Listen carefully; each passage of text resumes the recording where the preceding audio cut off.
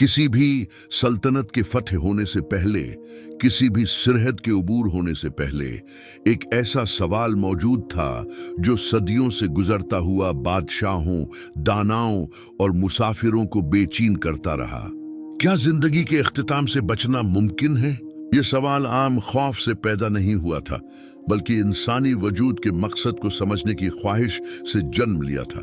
कदीम रवायात में महफूज तहरीरों के मुताबिक एक ऐसे शख्स की कहानी सामने आती है जिसे खुदा ने मुंतखब किया था और जिसने इस सवाल का जवाब सिर्फ अल्फाज से नहीं बल्कि अपने कदमों से तलाश करने का फैसला किया। उसका नाम ज़वालकरनीन था। इस कहानी को आखिर तक सुनने से पहले अभी चैनल को सब्सक्राइब करें, बेल आइकन को फाल करें, लाइक करें और गहरे बाइबली मवाद के साथ जुड़े रहें।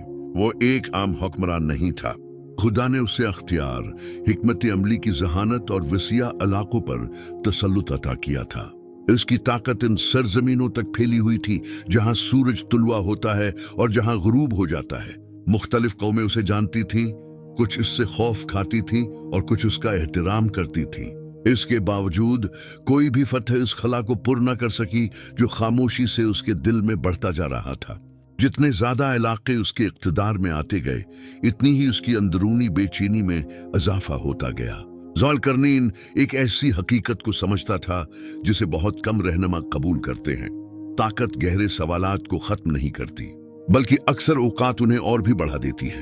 अपनी महमात के दौरान सुनी गई तमाम कहानियों में से एक कहानी सबसे नुमायां थी।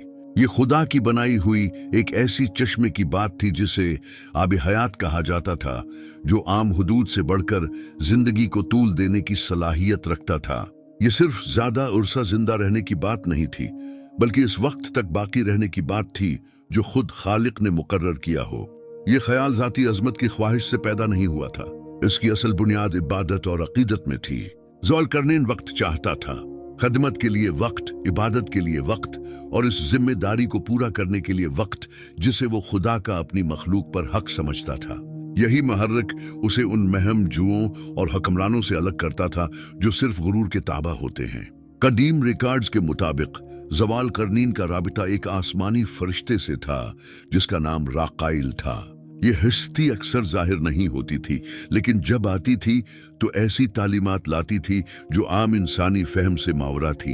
इनके दरमियान होने वाली गुफ्तगू हिकमत, इताअत और इस खुदाई निजाम के गर्द घूमती थी जो हर चीज को संभाले हुए है। इन मुलाकातों में से एक में ज़वालकरनीन ने एक सादा मगर गहरा सवाल किया। उसने पूछा कि आसमानों में इबादत कैसे होती है। राकाइल ने वजाहत की कि फरिश्ते कभी भी हम्द व सुना से गाफिल नहीं होते।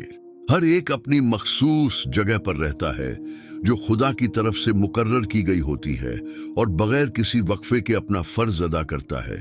कुछ फरिश्ते कभी खड़े नहीं होते, कुछ कभी सजदा नहीं छोड़ते, मगर सब मुस्तकिल, यकसू और बेतौजा हुए बगैर इबादत में मशगूल रहते हैं। ये सुनकर ज़वालकरनीन ने अपनी इंसानी हैसियत का बोझ महसूस किया। उसकी आंखों से आंसू बहने लगे।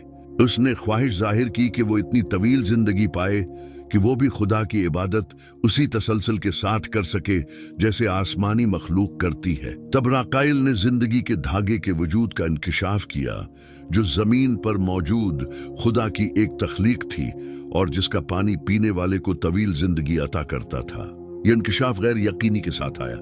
हटी कि राकाइल भी इस चश्मे के मकाम से वाकिफ नहीं था। आसमानों में यही कहा जाता था कि खुदा ने जमीन पर एक ऐसी शदीद तारीकी पैदा की है जो इतनी घनी और खौफनाक है कि कोई इंसान या गैर मरी मखलूक कभी उसे उबूर नहीं कर सकी। इसी तारीकी के अंदर जिंदगी का धागा मौजूद था। ये कहने के बाद वो पैगंबर आसमानों की तरफ लौट गया और ज़वालकरनीन को अपने फैसले के साथ तन्हा छोड़ गया। इब्तिदाई गम जल्द ही अज़म में बदल गया। ज़वालकरनीन ने दानाओं, इल्मा और अपने काबिल एतमाद आदमियों को जमा किया। इनमें से किसी ने इंसानियत के इब्तिदाई उद्वार से मंसूब कदीम तहरीरों को याद किया जिनमें जिक्र था कि जिंदगी का चश्मा मशरिक की तारीकी में वाक़े है। ये मालूमात बादशाह के लिए हतमी फैसला करने के लिए काफी थीं। इसने ऐसी महम तरतीब दी जैसी पहले कभी नहीं देखी गई थी। ये सिर्फ फौजी ताकत का मामला नहीं था, बल्कि जिस्मानी, जहनी और रूहानी तैयारी भी शामिल थी। ये सफर तवील और निहायत थका देने वाला था। काफिले ने खतरनाक दरियाओं, नामालूम शहरों और उन पहाड़ों को अबूर किया जो आसमान को छूते महसूस होते थे। हर मरहला कुर्बानी, बर्दाश्त और ईमान का तकाजा करता था। ये सफर लाफानियत पर खत्म नहीं हुआ, बल्कि शूर, आजिज़ी और बातनी तब्दीली पर इख्तिताम पजीर हुआ।